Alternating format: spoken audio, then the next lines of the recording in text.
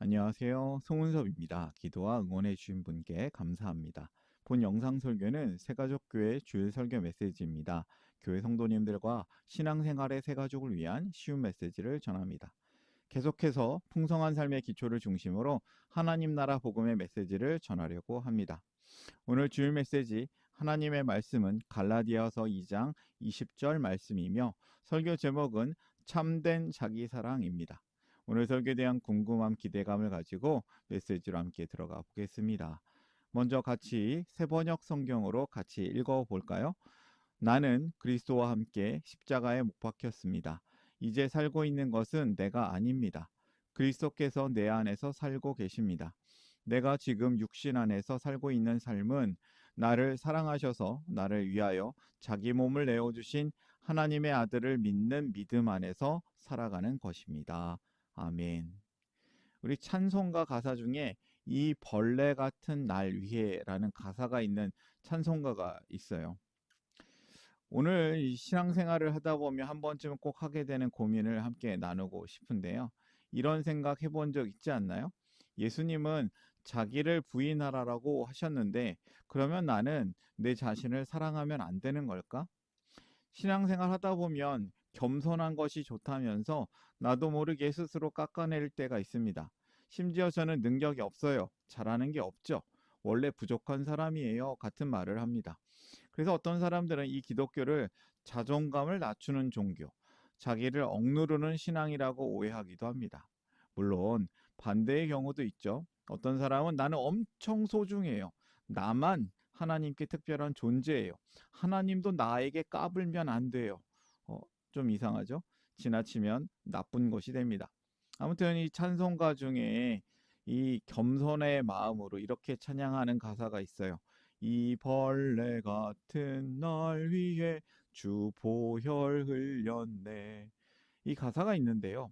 하나님의 큰 은혜를 표현한 고백이죠. 그런데 우리가 스스로 벌레처럼 여기는 것이 이것만이 정말 하나님의 의도였을까요? 하나님이 우리를 아무 생각 없이 만들었고 벌레처럼만 만드셨을까요? 물론 벌레도 소중합니다.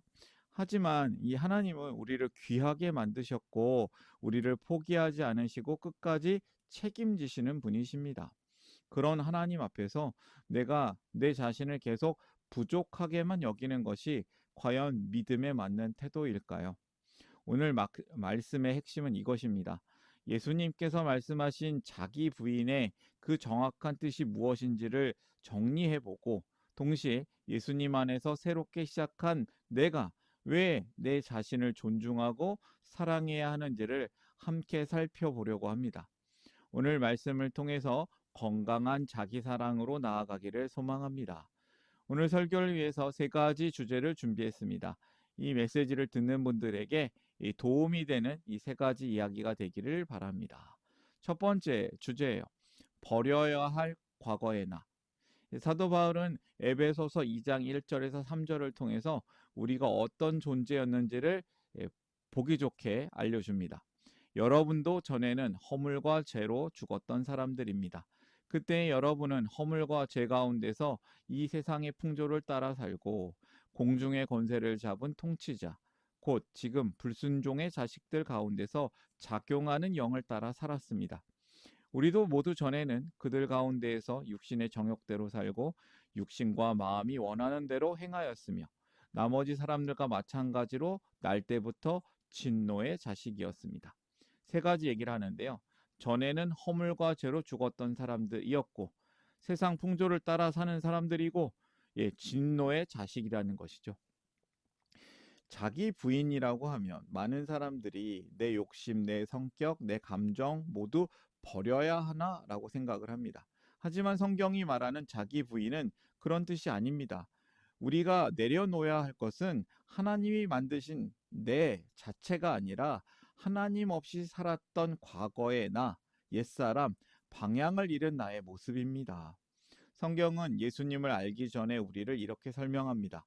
우리는 죄와 잘못 속에서 방향 없이 살았고 세상이 정해준 기준에만 끌려다녔으며 그 결과 삶이 점점 망가져가는 상태였다고 말하고 있습니다. 이 모습을 좀 더 쉽게 나누어 보기를 원합니다. 과거의 나의 모습, 허물과 죄로 죽었던 사람이었고 세상 풍조의 노예였고 진노의 자식이었던 것이죠. 허물과 죄로 죽었던 사람은 무슨 의미입니까? 이는 단순히 도덕적으로 타락했다는 의미를 넘어섭니다. 하나님과의 관계가 단절된 상태, 본질적인 죽음의 상태를 말하는 것이죠. 우리는 삶의 중심이 무너진 상태였습니다.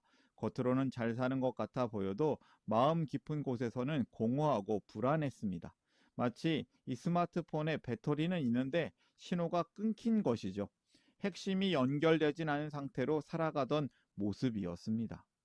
세상 풍조의 노예는 어떤 뜻입니까? 우리는 자신이 삶의 주인인 것처럼 착각하며 살았습니다. 그러나 실상은 세상 풍조에 따라 휩쓸리고 육신과 마음이 원하는 대로 행하였던 존재였습니다.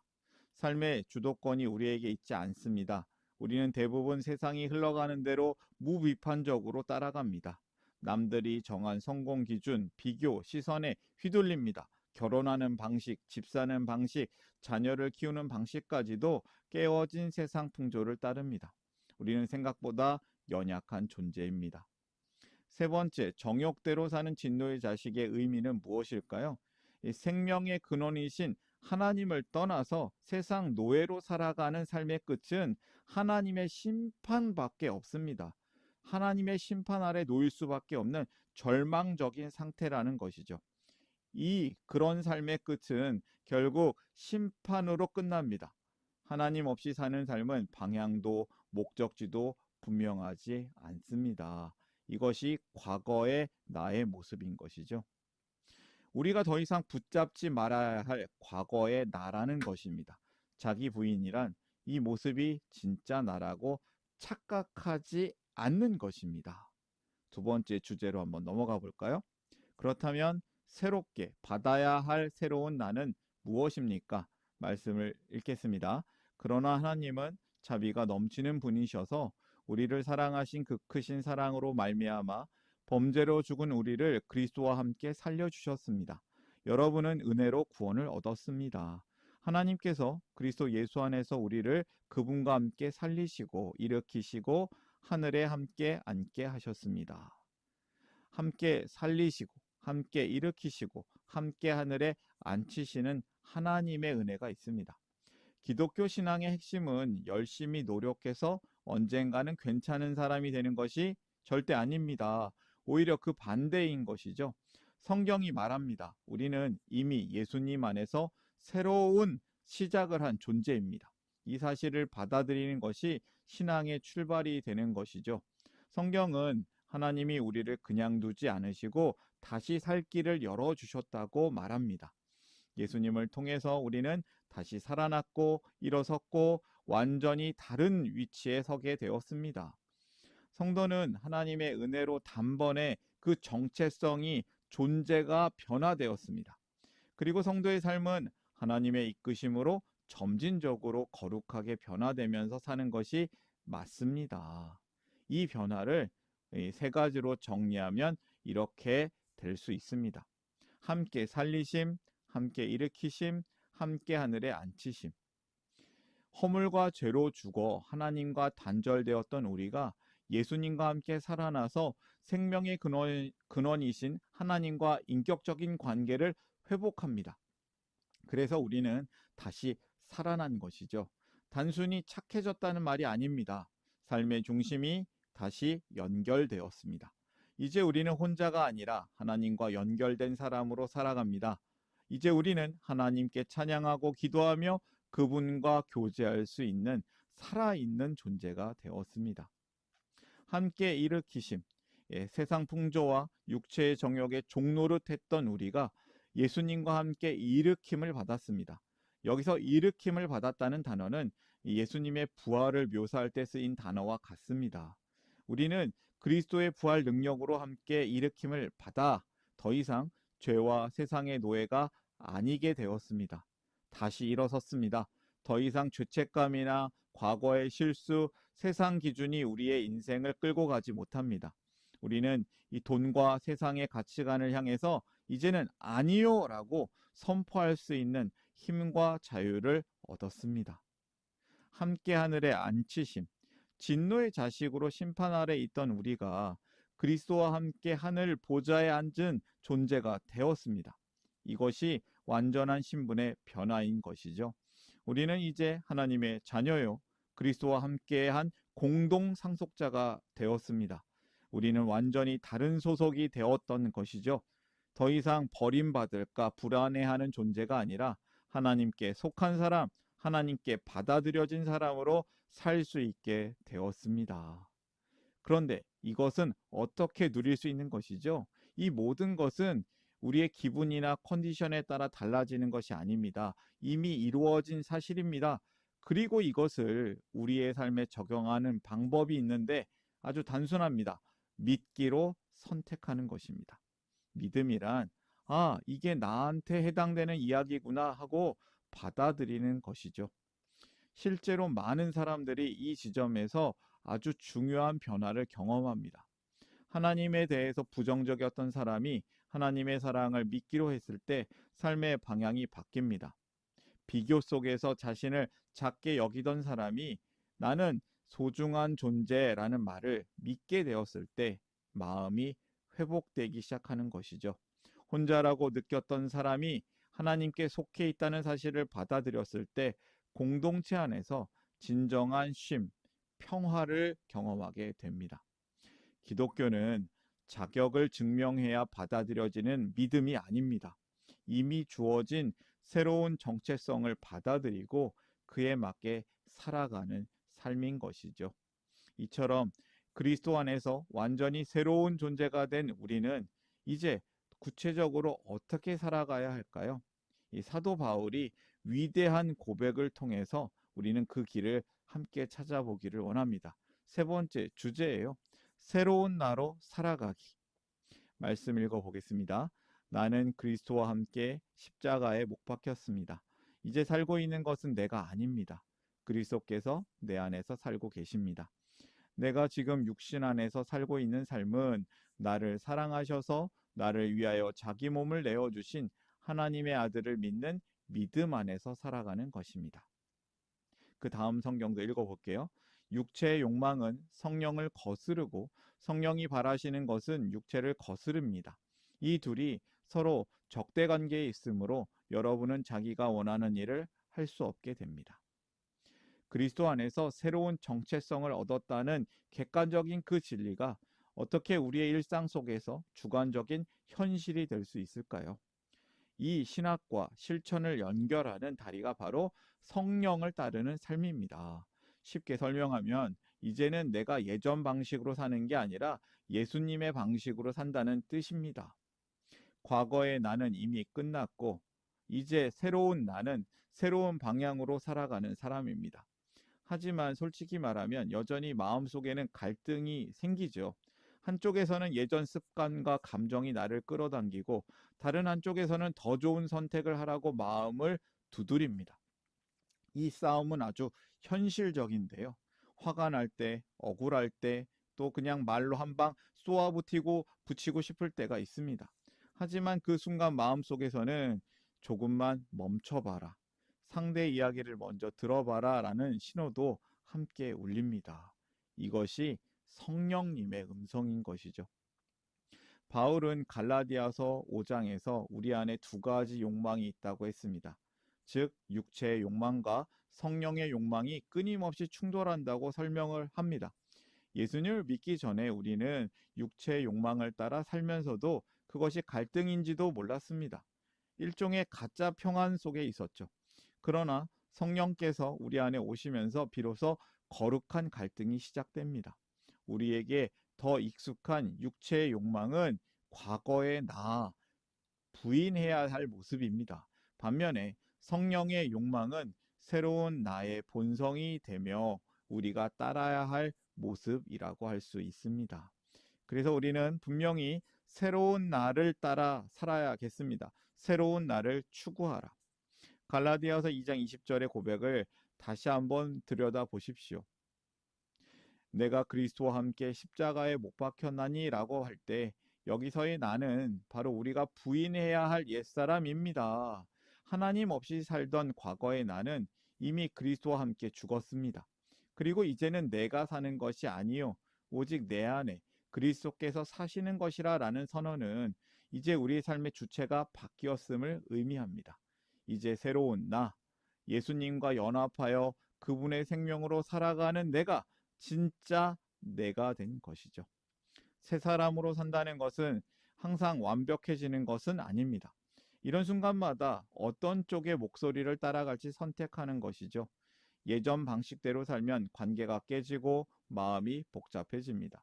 하지만 하나님의 방향, 성령의 인도하심을 선택하면 당장은 손해보는 것 같아 보여도 결국 마음의 평안이 남습니다. 사랑, 기쁨, 인내, 절제와 같은 삶의 열매, 성령의 열매가 자라나는 것이죠. 진정한 나를 사랑한다는 것은, 참된 사랑을 하는 것은 하고 싶은 대로 다 하는 것이 아닙니다. 오히려 나를 망가뜨리려는 이 습관이 아니라 나를 살리는 방향을 선택하는 것입니다. 진정한 자기 사랑이란 바로 이 성령의 열매를 맺는 삶을 기뻐하고 적극적으로 추구하는 것이라고 할 수 있습니다. 진정한 자기 사랑이란 새로운 나를 인정하고 기뻐하는 것, 그것을 추구하는 것이라고 할 수 있습니다. 여러분, 진정한 자기 사랑에 대해서 아시겠습니까? 오늘의 메시지를 마무리하면서 저는 더하는 질문을 드려봅니다. 이 벌레 같은 날 위해라는 가사를 생각하면서 우리는 죄인이라는 사실과 동시에 하나님께 귀한 존재라는 사실을 어떻게 함께 붙들 수 있을까요? 대부분의 종교들은 열심히 노력해서 점점 나아지는 것을 말하는데 기독교는 왜 먼저 신분이 바뀌었다고 말하는가? 이 차이가 내 정체성, 죄와 싸우는 방식, 그리고 일상생활에 어떤 영향을 주는가? 내 삶에서 과거의 나가 가장 자주 고개를 드는 순간은 언제인가? 새롭게 시작한 나로 살아가기 위해서 내려놓고 싶은 태도나 습관은 무엇인가? 오늘을 위해서 오늘 메시지를 마무리하면서 드려본 질문입니다. 오늘 메시지 정말 다시 한번 정리하겠습니다. 첫 번째 메시지입니다. 과거의 나를 버려라. 과거의 나는 하나님과 단절된 존재였습니다. 두 번째, 새로운 나를 받으라. 새로운 나는 하나님과 연결이 회복된 존재입니다. 세 번째, 새로운 나로 사랑하라. 성령의 열매를 맺는 삶을 기뻐하며 추구하라. 과거의 나를 버리고 새로운 나로 살라. 오늘 말씀을 이렇게 정리할 수 있습니다. 자기 부인은 나를 쓸모없는 사람이야라고 말하는 것이 아닙니다.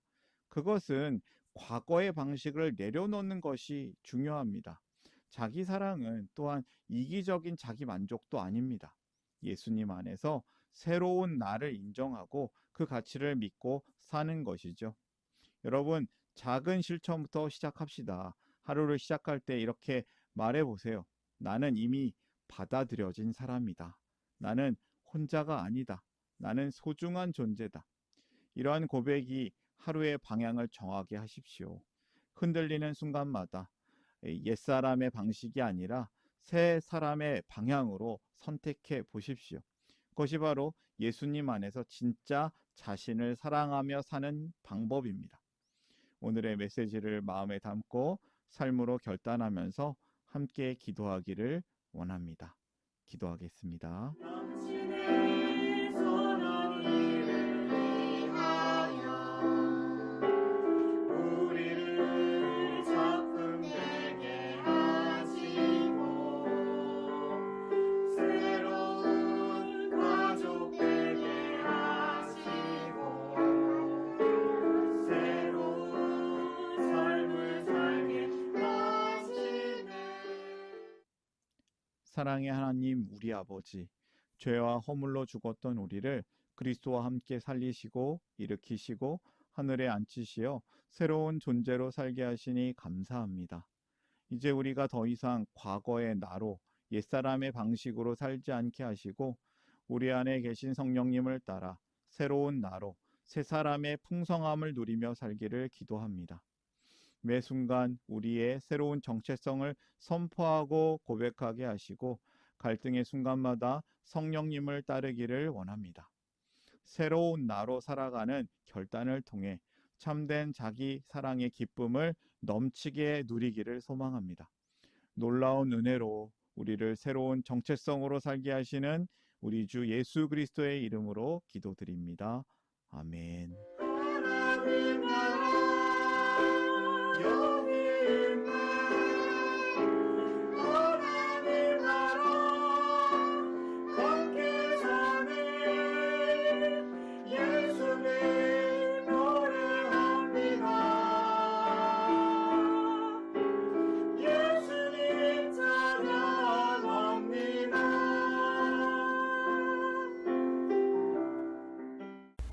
샬롬, 송은섭입니다. 저를 통해 또는 누군가의 추천과 우연한 기회로 이 메시지를 보게 되신 분들께 감사합니다. 모든 성도님들은 하나님 나라의 새가족이십니다. 교회를 처음 나오신 분들만 새가족이 아니라 우리 모두가 새가족입니다. 왜냐하면 우리가 하나님 나라에서 새로운 관계가 된 새로운 가족 공동체이기 때문입니다. 본 설교는 새가족교회 공동체 새가족과 후원자를 위한 메시지이며 기독교를 잠시 떠났거나 새롭게 시작하시는 분들을 위한 쉬운 메시지이기도 합니다. 혹시 새가족교회의 가족, 새가족 또는 후원자가 되기를 원하시는 분들은 이메일로 카카오톡 아이디로 연락을 주시면 감사하겠습니다. 오늘의 메시지 하나님의 은혜가 넘치시기를 바랍니다. 사랑합니다. 축복합니다.